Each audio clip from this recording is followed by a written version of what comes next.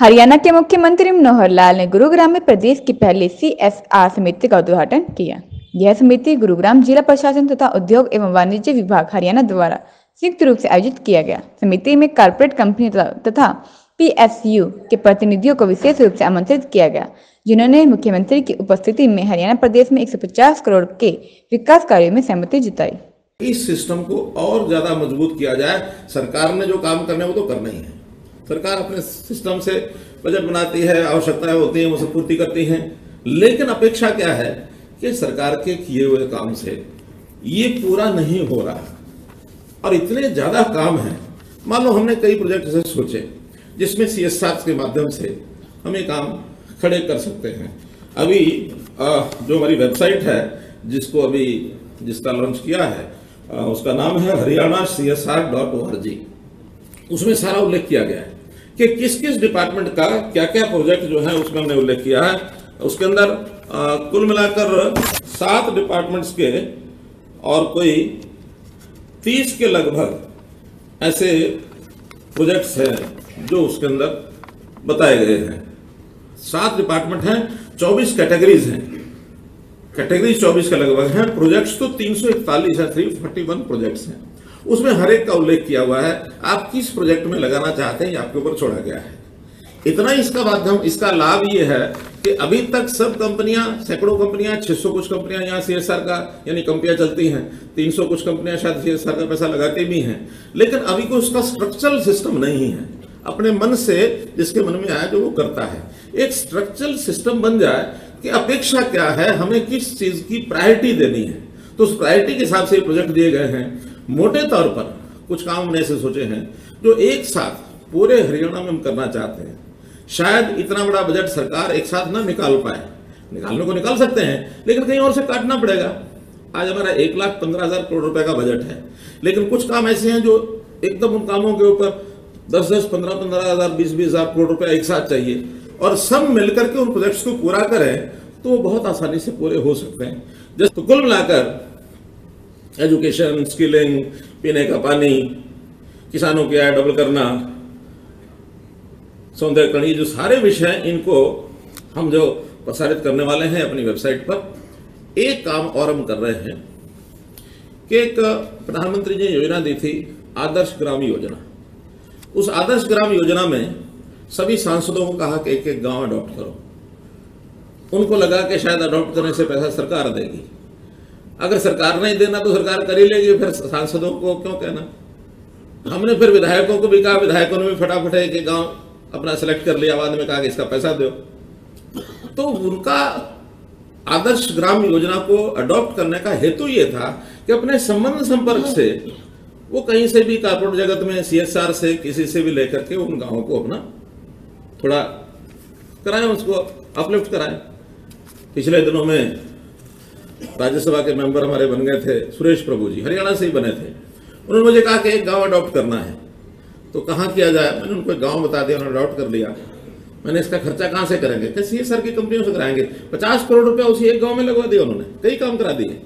तो हेतु तो ये है कि हमारे जितने लोग अडॉप्ट करें वो कहीं ना कहीं फंडिंग जो है जो बाहर इधर उधर हो रही है उससे उस गांव का भला करें, उसका कोई उत्थान करें, ये उसका हेतु है।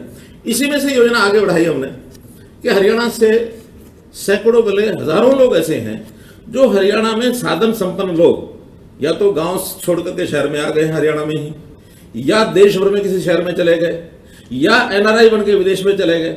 जब हम बाहर जाते हैं वहां पूछते हैं हरियाणा के कितने लोग हैं, कहीं 50, कहीं 100, कहीं 200 लोग हाथ खड़ा करते हैं, मेरा ये गांव, मेरा ये गांव, मेरा ये गांव है। भाई आप गांव छोड़ के आए हो, बाद में कभी गए हो? कभी बस 20 साल पहले गए थे, उसके बाद तो गए नहीं। हमने उनको कहा कि नहीं, अपने गांव के साथ जुड़ो और एक बात उनको कहिए कि अपने गांव को अपना गौरव समझो। मेरा गांव मेरा गौरव। तो डिमांड आई क्या करें, कैसे करें, कोई सिस्टम। उसमें से हमने एक सिस्टम बनाया है। नाम पहले उसको दिया था स्वप्रेरित आदर्श ग्राम योजना, कि भाई अपने आप अपना गांव जो आपका अपना गांव है, अपनी इच्छा से, उनको कोई सरकारी उस पर नहीं है उदय पर, लेकिन अपनी इच्छा से अपना गांव अडॉप्ट करो। अडॉप्ट किया, लगभग 650 काम ऐसे हैं जो उन बाहर के लोगों ने आकर के और अपने अपने गांव में किए हैं, लेकिन स्ट्रक्चरल सिस्टम नहीं था। अब उसका हमने एक स्ट्रक्चरल सिस्टम बनाया है। ग्राम विकास मंत्रालय ने भी एक वेबसाइट बनाई है, वेबसाइट बना रहे हैं, वो रादर 15 मिनट में, महीने में कभी उसको लॉन्च करेंगे। उसका नाम होगा मेरा गांव मेरा गौरव। मेरा गांव मेरा गौरव कि मैं अपने गांव में कुछ काम क्या क्या करा सकता हूं, वहां भी एनलिस्टेड होगा। ये काम हो चुके हैं, ये काम और होने हैं। हमने ग्राम पंचायत को कहा है कि आप अपने गांव के विकास के लिए ग्राम प्लान बनाओ।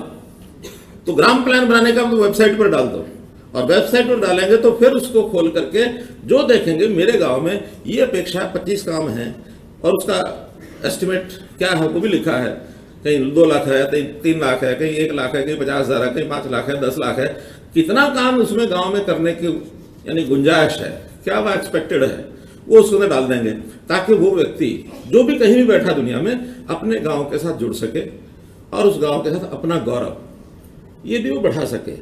हम कारपोरेट जगत के लोग क्या कर सकते हैं कि हमारे यहाँ CSR के माध्यम से काम उन्हें कराने हैं, लेकिन जो हमारे किसी एक लेवल तक के जो अधिकारी हैं या कर्मचारी हैं, उन सबको जो हरियाणा के हैं उनको कह सकते हैं कि भी आपका गांव, उस गांव में क्या काम हो सकता है, उस काम की लिस्ट बना लाओ, और उस लिस्ट में उस काम को एक एक काम 2-2 काम अपने एम्प्लॉइज को कहो कि आप अपने गांव में कराओ, हमारा CSR फंड है इसमें से करा लो। बहुत ज्यादा नहीं आएगा, कहीं करोड़ आएगा, कहीं 2 करोड़ आएगा, कहीं 3 करोड़ आएगा, कहीं 5 करोड़ आएगा।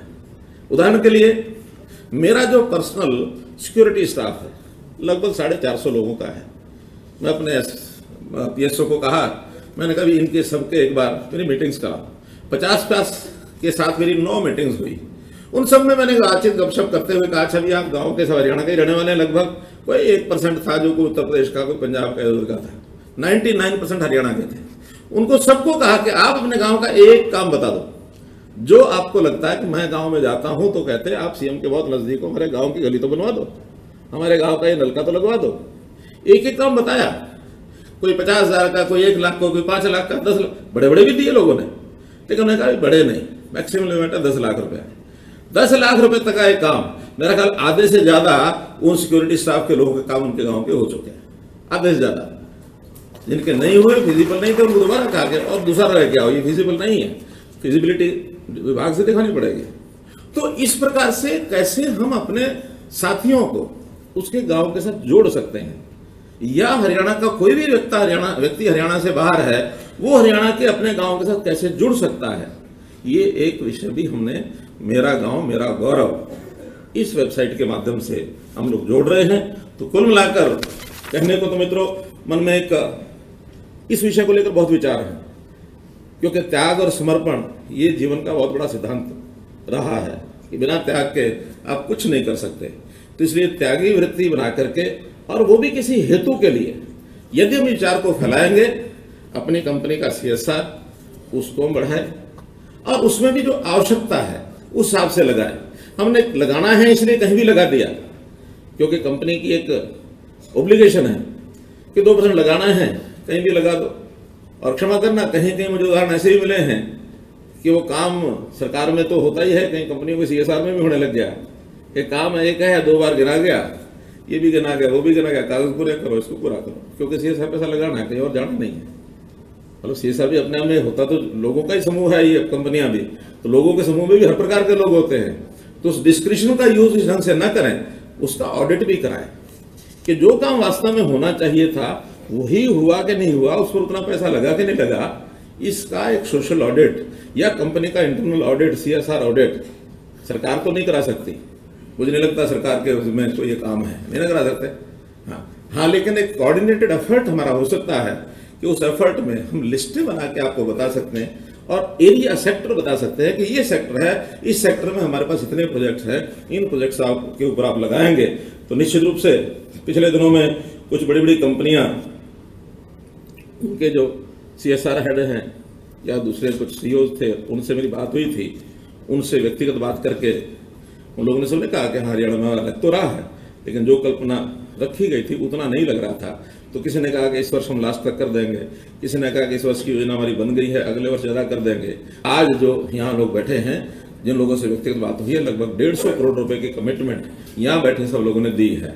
तो उसको कोई बताने की आवश्यकता नहीं है, क्योंकि ये आपका एक मामला अपने CSR का है। लेकिन जो कोई कमिटमेंट करता है, उस कमिटमेंट के हिसाब से उससे कम ना करें, उससे ज्यादा करें। मित्रों, पिछले 4 साल के अंदर माननीय मनोहर लाल जी के नेतृत्व में हरियाणा ने जो समग्र विकास का एक खाका खींचा है, उसमें एक और कड़ी आगे जोड़ते हुए कि उस समग्र विकास के साथ साथ CSR को भी एक दिशा देने के लिए जो आज यहाँ एक एडवाइजरी बोर्ड बनाया गया और एक पोर्टल जो यहाँ पर लॉन्च किया गया, उसके लिए मैं माननीय मुख्यमंत्री जी का बहुत बहुत धन्यवाद दूंगा, बहुत बहुत शुभकामनाएं दूंगा कि हरियाणा के फंड्स को, हरियाणा के पैसे को ट्रांसपेरेंट तरीके से और हरियाणा की ज़रूरतों के हिसाब से आगे ले जाने का और डेवलपमेंट करने का तो काम किया ही किया, उसके साथ साथ जो कॉरपोरेट जगत को, उसको कहते हैं ना, एक बहुत बड़ी उपलब्धि जो माननीय मनोहर लाल जी के नेतृत्व में हरियाणा ने ली कि ईज ऑफ डूइंग बिजनेस, कि जो 14वें स्थान से 3रे स्थान पर लाने का काम किया कि कॉरपोरेट जगत को पहले तो बिजनेस के अंदर अपने व्यापार में किस तरीके से तरक्की कर सकें, किस तरीके से सहूलियत हम दे सकें। उसके बाद जैसा कि मधुकर गुप्ता जी कह रहे थे कि बहुत सारी कंपनियां जिन्होंने अपना CSR यूज़ नहीं किया, उनके खिलाफ कार्रवाई करने की बात थी। तो मैं बहुत सारे इंडस्ट्रियलिस्ट लोगों से मिलता भी हूँ, तो एक बड़ी लैकिंग है, बहुत बड़ी दिक्कत आती है कि उन प्रोजेक्ट्स को किस तरीके से उनका चुनाव किया जाए और किस तरीके से उनको इम्प्लीमेंट किया जाए। उसी बात को आगे ले जाकर आज जो ये पोर्टल यहाँ पर हम लोग लॉन्च कर रहे हैं कि एक प्रोजेक्ट, चाहे उसका बजट ज़्यादा हो, अपना छोटा छोटा कंट्रीब्यूट करके कई लोग मिलकर उसे सक्सेस कर सकते हैं, उसे आगे ले जा सकते हैं और एक अपने कॉर्पोरेट जगत के लोगों को सोशली कनेक्ट करने का जो प्लेटफॉर्म आज माननीय मनोहर लाल जी के नेतृत्व में जिसकी शुरुआत हो रही है, मैं समझता हूं कि जितने भी यहाँ पे कॉर्पोरेट जगत के लोग हैं उन्हें सोशल कनेक्ट भी मिलेगा और लोगों के अगर हरियाणा या अपनी इंडस्ट्री के विजिबिलिटी में अगर उस फंड को खर्च करेंगे तो जन भावनाएं भी उनके प्रति बेटर होंगी, मैं समझता हूँ। चंडीगढ़ अर्थ प्रकाश टीवी से ताज़ा खबर सुनने के लिए चैनल को लाइक करें, सब्सक्राइब करें और बेल आइकन दबाना बिल्कुल भी ना भूलें। अर्थ प्रकाश वेब टीवी